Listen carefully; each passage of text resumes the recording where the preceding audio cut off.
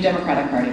Okay, so in politics and community organizing, my goal is always to inspire others to be bold, and that includes all of you, to work with your community and to fight for a world you know is possible. But I can't do this alone. And I also want to take the time to remind my fellow candidates that anything we do here cannot be a four-year mission. It cannot be about our careers or our party's ambitions for power. It has to be about the people. And not just voters, but their children, their environment, and the generations that will come after them.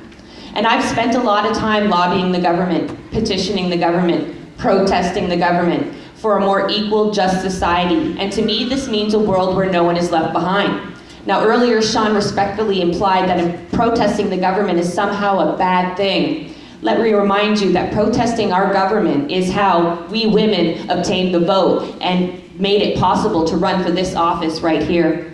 It's how we recently, members of this community, protested and stopped Section 10 of Bill 66, which would have allowed developers to cut up our greenbelt. And protesting is how we, the NDP, ensured the Liberals even honored the small business tax they keep bragging about.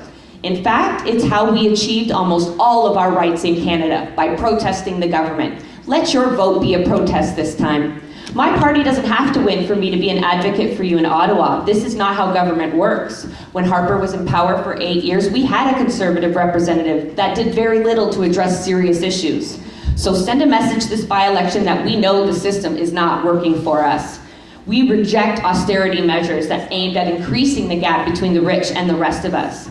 Send a message that parties can't run on broken promises of electoral reform and Indigenous reconciliation. Send me to Ottawa so I can show you what a dedicated, passionate representation can do for you.